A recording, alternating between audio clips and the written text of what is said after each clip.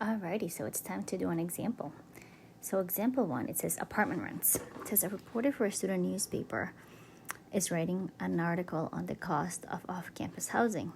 A sample of 16 one-bedroom. So I'm going to just draw over here. So 16 one-bedroom, that's important. Apartments within a half a mile of campus resulted in a sample mean, right? That's important also. And a sample standard deviation of 55. So here we have some clues, right? So we're going to label everything that we have in the first sentence.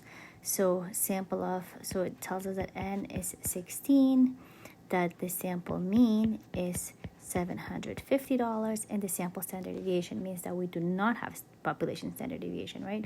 We have the sample standard deviation. So we have that it's equal to 55.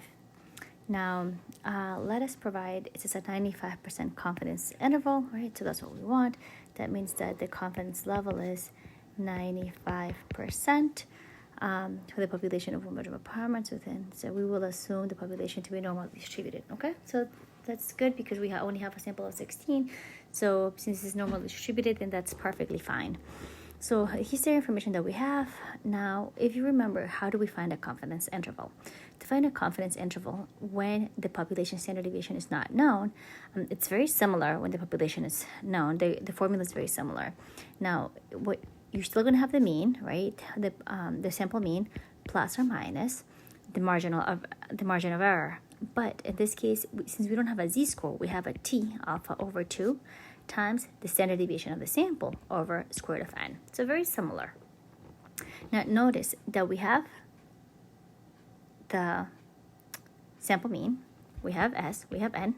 All we need right now is t alpha over 2. So for this, we can go ahead and we can look at, we can do this in Excel. So let me pull Excel up really quickly.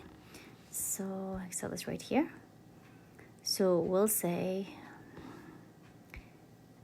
where's the equal sign? Okay, equals, let me do a formula text just to make sure that you see it. Formula text of this. Okay, so here we're going to say this is equal to the t inverse. So we're going to do t dot inv.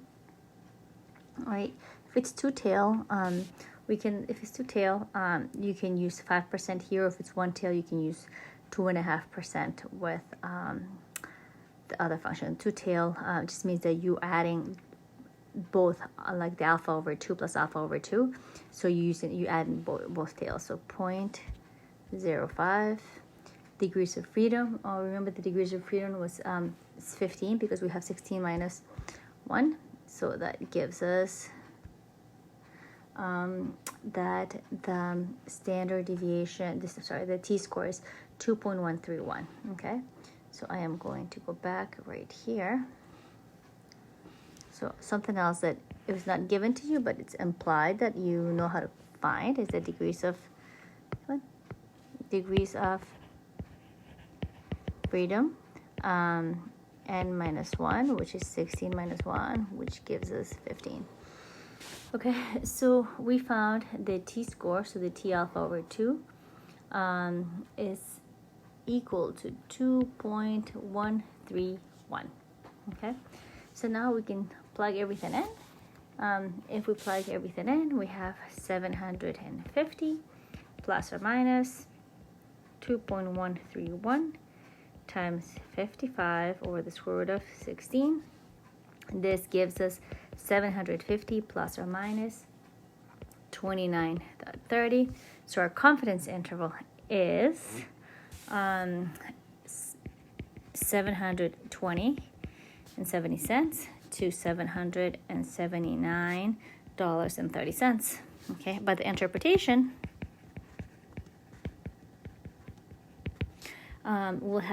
we'll say that we are, and you have to go back and use the words that it's given to here. Okay, we are 95% confident. So we're 95% confident that the mean rent per month for the population of 1-bedroom apartments within a half-mile off campus is between $720.70 and $779.30. So again, quick recap, we have this problem right here. We can recognize that we need the t-distribution because they're telling us the sample standard deviation.